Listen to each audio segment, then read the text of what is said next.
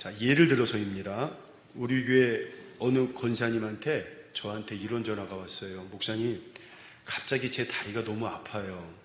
다리가 아파서 새벽 기도를 빠지지 말아야 되는데 이러다가는 새벽 기도를 빠지고 교회 가기가 어려울 것 같아요. 얼마나 아프셨으면 저한테 전화를 하셨을까? 그런데 전화를 하신 이유가 뭐겠습니까? 전화를 하시는 그분도 본인도 기도하시겠지만 목회자인 제게 중보 기도를 부탁하는 거예요. 자, 그런데 제가 여러분 이렇게 대답했다고 한번 생각해 보세요. 예를 들어봅니다. 권사님, 이제 연세도 드셨고 다리가 아픈 거 당연한 거 아닙니까? 뭘 그거 가지고 나한테 전화해요. 병원 가보세요. 아니면 빨리 약국 가셔가지고 진통제나 소염제 사드세요. 여러분, 이렇게 만약에 제가 대답을 한다면 제가 믿음 없는 목사, 나쁜 목사 아닙니까? 그분의 마음은 아마도 이거일 것 같아요. 목사님, 저를 위해 기도해 주세요.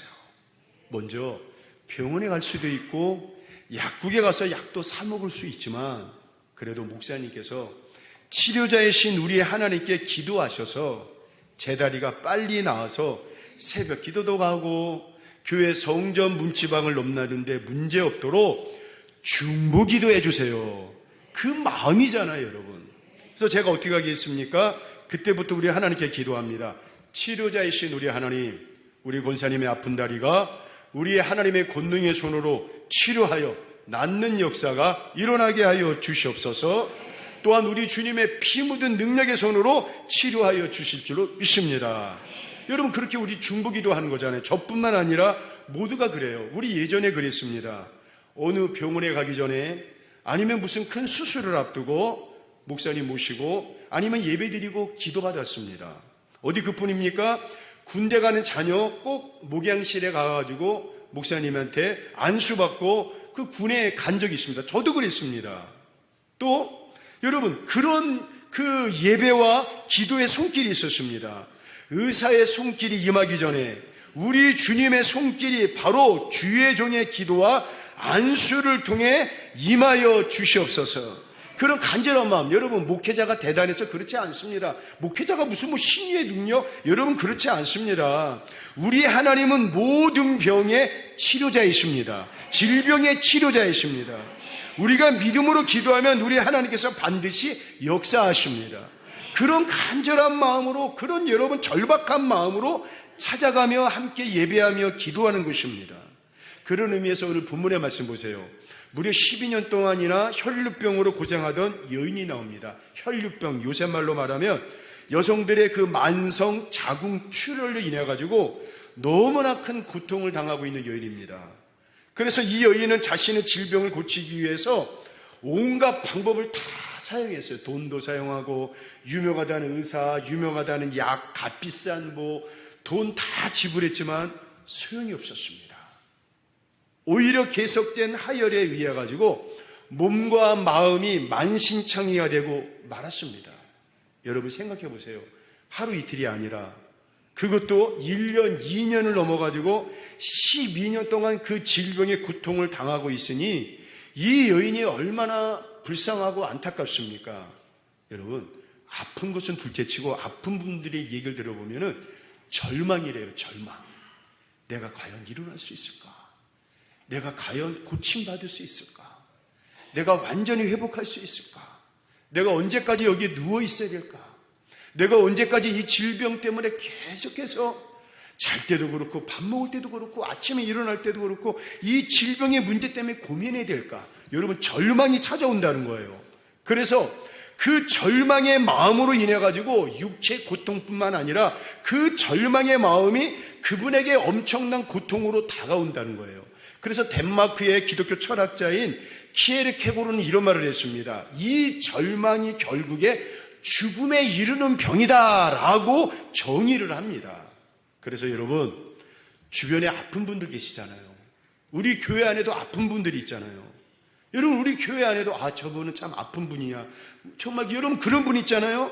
여러분, 그런 성도들이 있다면 우리 믿음의 성도들은 저분 아프구나, 얼마나 안타까울까. 여러분, 그것으로 끝나면 안 됩니다.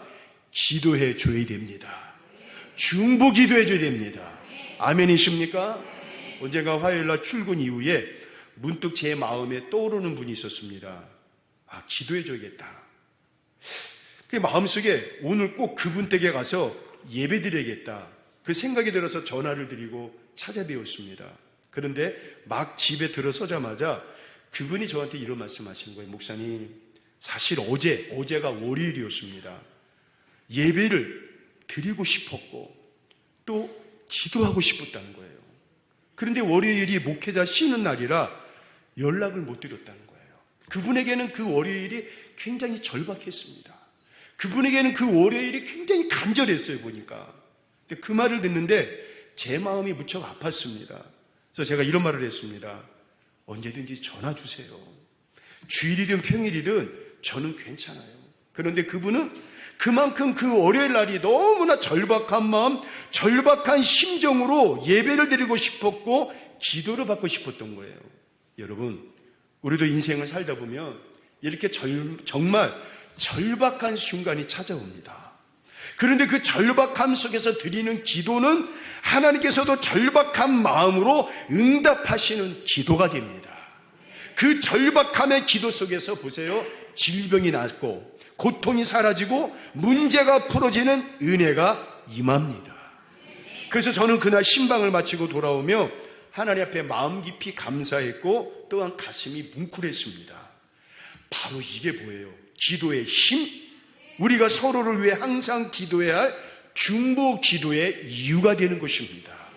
그래서 교회는요, 아픈 분들이 있습니다. 또 병중에 있는 분들을 위해 기도해야 돼요. 또 고통당하신 분들을 위해 항상 중보 기도해야 돼요. 아멘이십니까? 우리 예수님의 사역도 보세요. 공생의 기간 동안 어찌 보면 예수님 주위에는 항상 이런 분들이 있었습니다. 아픈 분들, 고통당하신 분들, 굶주린 분들, 낙심한 분들, 절망한 분들, 귀신에 걸린 분들. 생각해 보세요. 우리 예수님도 얼마나 그냥 돈 많은 자, 권력 있는 자, 명예 있는 자, 말만 하면 모든 거 다 그냥 실행할 자, 그런 사람이 있으면 여러분 좋지 않았겠어요? 그런데 우리 예수님 주위에는 성경에 보면은 그런 사람들 없었습니다.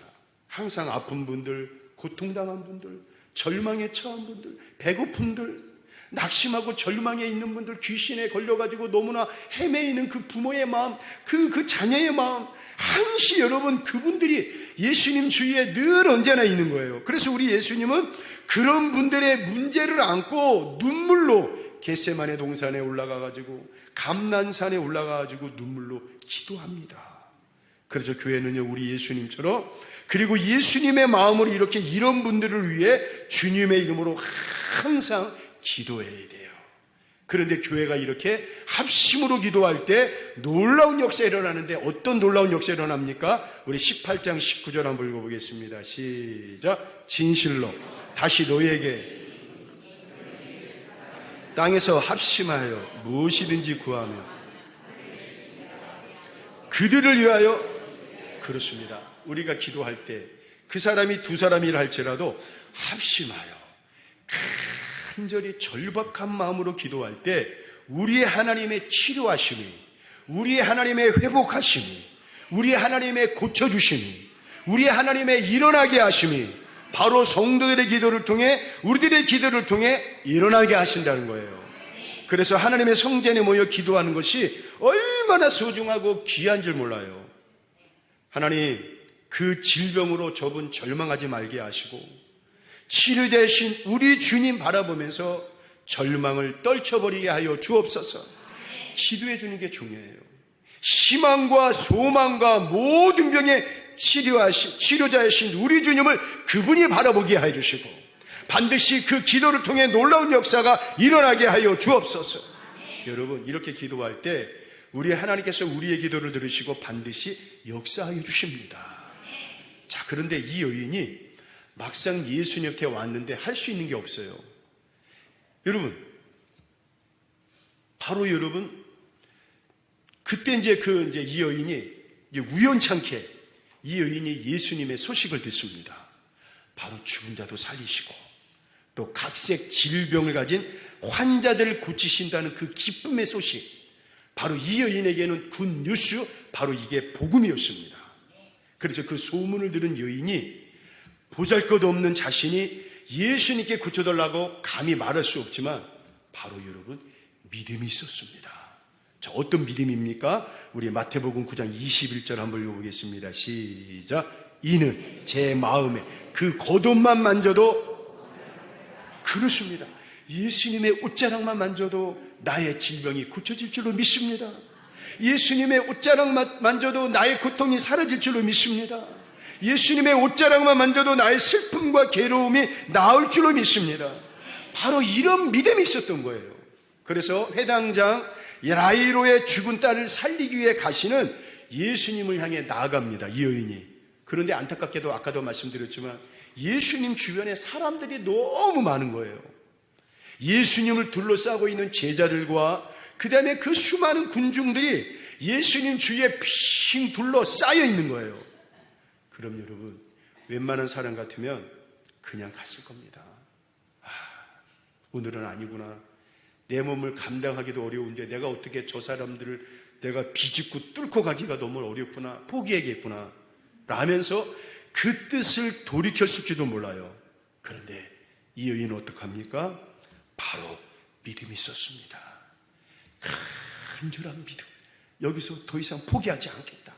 여기서 주저앉지 않겠다. 나 이대로 살면은 나 도저히 안 되겠다.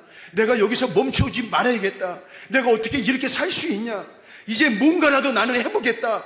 저분이면 가능하다 하는 그런 간절한 믿음, 뜨거운 믿음, 무엇보다도 절박한 믿음이 있었습니다. 그래서 그 절박한 믿음으로 내가 예수님을 통해 나을 줄로 믿습니다. 고침받을 줄로 믿습니다. 병이 치료되어지는 역사가 일어날 줄로 믿습니다. 여러분, 오늘 우리도 이런 믿음이 있어야 돼요. 바로 이런 절박한 믿음이 있어야 돼요. 에이, 고쳐지면 좋고 안 고쳐지면 할 수 없죠. 여러분, 그게 아닙니다. 믿음이 있어야 됩니다. 주는 그리스도시요 살아계신 하나님의 아들이십니다. 우리 주님은 그런 분이십니다. 그것도 분명하고도 확실한 믿음, 절박한 믿음이 바로 이때 필요한 것입니다. 그래서 이 여인은 어떡합니까? 포기하지 않습니다. 물러서지 않습니다. 굴복하지 않습니다. 어떡합니까? 그 많은 사람들이 그 연약한 몸이에요. 12년 동안 혈병으로 여러분 기력도 쇠하고 몸도 쇠하고 마음도 쇠하고 절망이지 않습니까? 그런데 어떻게든지 내가 믿음으로 일어나겠다 생각하면서 그 많은 사람들을 제치고 제쳐가지고 결국에 예수님의 옷자락을 기어이 만집니다. 여러분, 누가 알아주면 누가 알아주는 거예요? 이게 누가 알아주는 그런 작은 믿음입니까? 그런데 여러분, 아닙니다. 우리 주님께서 바로 그때 작은 믿음이라 할지라도, 바로 겨자씨만한 믿음이라 할지라도 그 겨자씨만한 믿음을 통해 우리 주님 어떻게 하십니까? 20절 한번 읽어보겠습니다. 시작. 이르시되 너희 믿음이 만일 너에게 믿음이 겨자씨 하나만큼만 있어도 이 산을 명하여 여기서 저기로 옮겨지라 하면 옮겨질 것이요 또 너희가, 그렇습니다, 오늘 저와 여러분들에게도 이런 믿음이 있어야 돼요. 내가 간절하고 절박한 믿음으로 기도를 하면 그때부터 누가 역사하십니까? 우리 하나님이 역사하십니다. 그분은 어떤 분이십니까? 살아계신 하나님이시고 이 세상 모든 만물을 창조하시고 저와 여러분들을 속속들이 잘 아시는 분이십니다. MRI보다도 CT보다도 더 상세하게 분명하게 아시는 분이 우리의 하나님이십니다. 보세요. 이 여인의 믿음은 작은 믿음이었지만 물러서는 믿음이 아니었습니다. 포기하는 믿음이 아니었습니다. 안 되겠다. 나는 이제 일어나야겠다. 내가 어떻게 여기서 머물러 있겠냐. 내가 어떻게 내가 이 자리에 내가 가만히 있어야겠냐. 내가 평생토록 방구석에 내가 틈박혀 있어야겠냐. 아니다. 나는 일어나야겠다. 행동하는 믿음, 살아있는 믿음이었습니다. 그런데 이 믿음을 통해 어떤 역사가 일어납니까? 우리 22절 읽어보겠습니다. 시작. 예수께서 돌이켜 그를 보시며 이르시되 딸아 안심하라. 내 믿음이 너를 구원했다 하시니 여자가 그 즉시, 그렇습니다, 딸아 안심하고 걱정하지 말아라. 딸아, 너의 믿음이, 내 믿음이, 너의 간절함이, 너의 절박함이 너를 구원하였다. 그런데 예수님이 이 말씀을 하시자마자 그 여인의 병이 깨끗이 고쳐지는 역사가 일어납니다. 바로 믿음을 통해, 그것도 간절하고도 절박한 믿음으로 그 딸의 병이 고쳐지는 역사가 일어납니다. 전에 교회에서 목회를 할 때 김영자 집사님이라는 분이 계셨습니다. 혼자 사시는 분이신데 그때 연세가 한 60세 한 초반 중반이었습니다. 근데 어느 날 전화가 왔어요. 목소리가 좀 이상해요. 목사님, 제 몸이 이상해요. 말도 잘 안 나오고 머리도 어지럽고. 그러면 저는 그래야 돼요? 아이, 집사님 왜 나한테 전해? 빨리 119 불러요. 그러면 안 되잖아요. 그래서 제가 급하게 이제 그 차를 몰고 일단 그분을 모시고 태백에 있는 그 근처에 태백에 정선 태백 영월에서 가장 큰 병원이 그 장성병원입니다. 그래서 태백의 장성병원에 그냥 급하게 차를 몰고 갔습니다. 운전을 해서 이제 병원에 도착을 했는데 그분을 모시고 이제 병원의 응급실에 들어가려고 했는데 제 마음속에 갑자기 이런 마음이 드는 거예요. 저의 그 음성입니다. 감동이에요. 김 목사야, 지금 네가 급하지 마. 너가 먼저 그 딸의 몸에 손을 얹고 기도해줘라. 의사의 손길이 닿기 전에 너를 통해 나의 손을 닿게 하고 싶구나. 여러분, 이거는 저의 성령의 감동입니다, 여러분. 그런데 그 김영자 집사님도 사실은 말 못하고 그러길 원하셨던 거예요. 그래서 응급실에 가기 전에 목사님께 안수하며 기도해 주길 원하셨던 것입니다. 그래서 병원 입구에다 차를 세워놓고 그 봉고차 안에서 기도했습니다. 방언으로 기도하고 그냥 뜨겁게 기도했습니다. 그래서 병원에 가서 이제 급하게 종합검진을 했는데 뇌졸중 증상이었고 큰일 날 뻔했는데 치료 후에 지금도 얼마나 건강하게 힘차게 신앙생활을 잘하는지 몰라요. 자, 그분의 고백입니다. 하나님께서 도우셨습니다. 하나님께서 역사하셨습니다. 하나님께서 그때 비록 차 안이지만, 비록 병원 앞에서 급한 기도지만 간절한 기도, 누군가의 간절한 기도, 누군가의 그 절박한 기도를 하나님이 들어주신 것입니다. 그리고 우리 주님의 손이 그분에게 임한 것입니다. 그런데 여러분, 그 적은 믿음이라 할지라도 어떤 역사가 일어납니까? 그 짤박하고 급한 순간이지만 어떤 역사가 일어납니까? 말라기서 4장 2절 한번 읽어보겠습니다. 시작. 내 이름을 경외하는 너희에게 치료하는 광선을 비치르니 너희가 나가서 외양간에 나온 송아지같이 뛰리라. 너희가 나가서 외양간에 나온 송아지같이 뛰리라. 우리가 신앙생활하면서 시험 들 때가 있습니다. 낭망하고 절망할 때가 있습니다. 여러분, 제가 들어놓고 싶어요. 건들지 마세요. 그냥 나 냅두세요. 그냥 나 이러다가 그냥 내가 일어날 때가 있겠죠. 건들지 마세요. 우리 그런 거 보지 않았습니까? 그냥 냅두고 나 혼자 알아서 할게요. 그러면서 여러분 들어놓여 있습니다. 아무것도 안 하려고 그래요. 그런데 여러분, 그 송아지 보시지 않았습니까? 저는 이렇게 시골에 자라가지고 어미소를 이렇게 콧들에 뚫어가지고 나무에다가 내려놨습니다. 그러면은 송아지가 이제 갓 낳은 송아지가 옆에 있어요. 근데 그 송아지는 이 콧들이를 하지 않았어요. 근데 그 송아지가 이렇게 가끔 뒷발을 치면서 막 뛰어요. 펄렁펄렁펄렁 뜁니다, 여러분. 그때 얼마나 기쁘게, 얼마나 행복하게, 얼마나 총광총광 그 뛰는지 몰라요. 여러분, 오늘 우리는 주님의 옷자락만 만져도 다시 이렇게 일어나는 역사가 일어납니다. 송아지같이 여러분 확 팔짝팔짝 뛰며, 아니다, 나 이제 일어나야겠다. 아니다, 나 여기서 더 이상 머무르 있지 않겠다. 아니다, 나 더 이상 여기서 포기하지 않겠다. 주님이 힘주시는데 내가 다시 한번 일어나겠습니다. 내가 다시 한번 뛰겠습니다. 그래서 성경에서 뭐라 그랬습니까? 외양간에서 나온 송아지같이 뛰리라. 그러면서 그분들이 와 펄쩍펄쩍 뛰면서 여러분, 주님의 놀라운 역사와 기적이 일어나지 않습니까? 여러분, 주님의 옷자락만 만져도 이런 놀라운 역사와 기적이 일어나는데, 나의 모든 것을 우리 주님께 맡기고 드린다면 이보다 더 크고 놀라운 역사와 기적이 일어날 줄로 믿습니다. 이스라엘 백성들이 출애굽한 이후에 광야 40년 동안 그 광야에서 행진을 하는데, 여러분, 이들에게 병원이 있었습니까? 없었습니다. 이들에게 의사? 없었습니다. 이들에게 약국? 없었습니다. 그런데 40년이라는 기간 동안 이스라엘 민족들이 왜 안 아팠겠습니까? 왜 질병이 없었겠습니까? 왜 중한 병자들이 없었겠습니까? 그런데 여러분, 신기하게도 광야 40년이 지난 이후에 하나님의 약속하신 가나안 땅에 이스라엘 백성들이 도착했을 때 성경에 이렇게 읽었습니다. 인구가 줄어들잖아요. 인구가 점점 없어져야 되잖아요. 그런데 인구가 줄어드는 것이 아니라 오히려 그 하나님의 약속하신 가나안 땅에 도착했을 때 오히려 이스라엘 백성들이 인구가 더 증가가 되었다고 이야기를 하고 있습니다. 여러분, 분명히 민간 치료법에 의사도 있었을 거예요. 오늘 같은 의사가 아니라. 그런데 여러분, 이들 백성들의 마음이 뭡니까? 그들이 아플 때마다, 그들이 병에 걸렸을 때마다 가장 먼저 찾는 분이 있었습니다.